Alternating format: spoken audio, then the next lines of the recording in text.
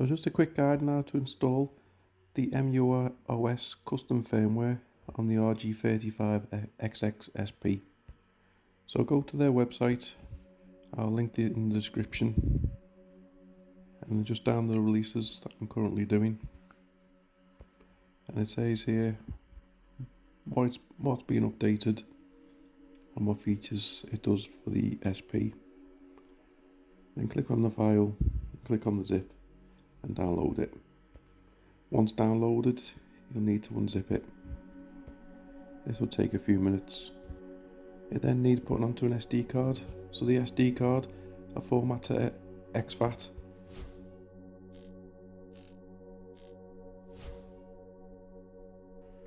And then I use a program called Rufus. So you just find the disk image file and then open that up. This will take a few minutes or so.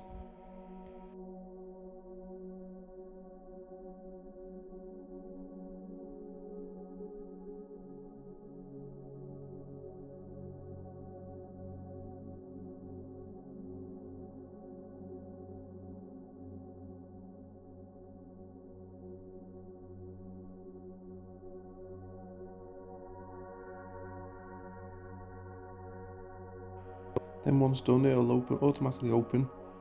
You may notice that the disk size is quite small. I'm using a 64 gig SD card, but it's not showing up at the moment, but that's not a problem.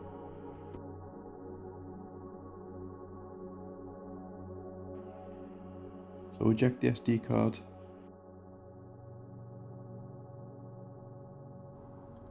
So I'm just taking my old one out, put the new one back in.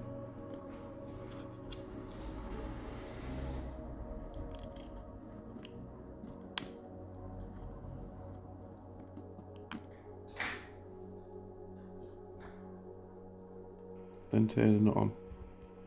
So the first time it gets turned on, it will need a bit of setting up. So first off, you pick which model of XX you've got, as it covers all of the models. Then it takes a few minutes to do initial install.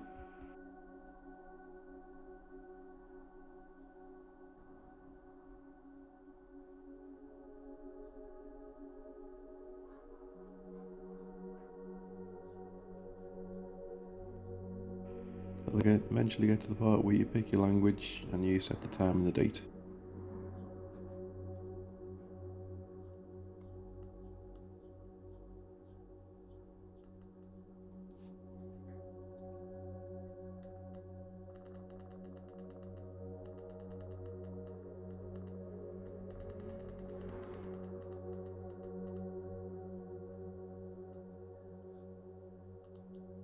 After that, it then does a very long install, which took quite a while, and then has a bit of an intro of all the people who've been involved, and then eventually you get there.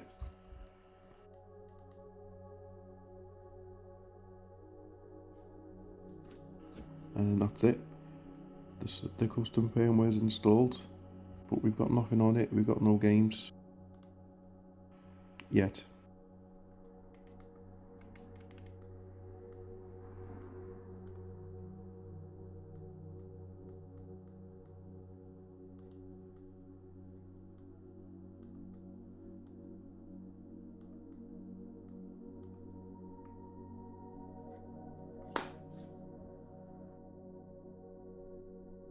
So we go back to the computer.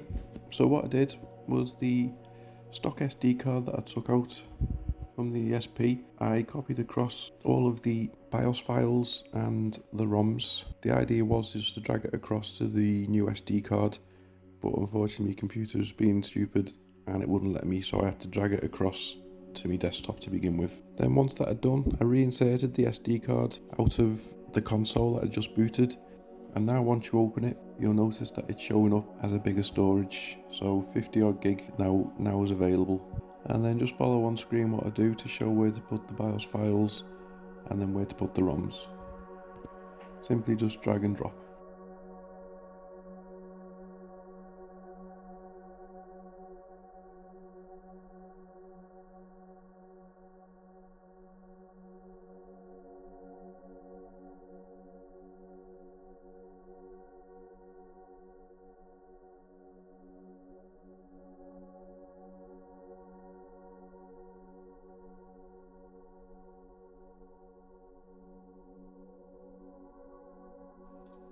And that's it, done. Put the SD card back in the XXSP, turn it on, and then go to the contents.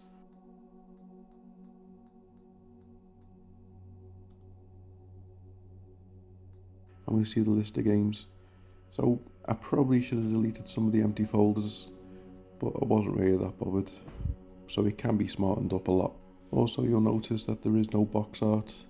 This can be added, and I'll make a future video, if requested, on how to do this.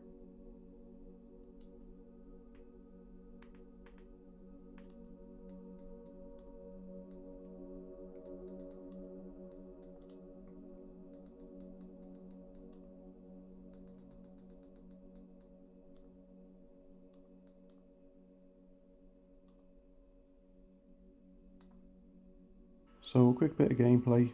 Play PS1 game, Die Hard Trilogy, which is sometimes a bit of a hard game to emulate.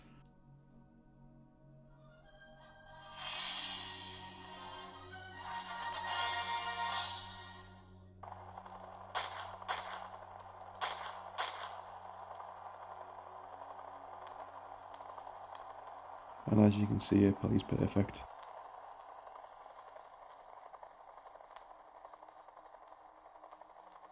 The main reason for installing the custom firmware was on the stock firmware, Amiga games just do not play at all, whereas on stock firmware they play really well. Again, I'll do a future video showing some gameplay of Amiga games too.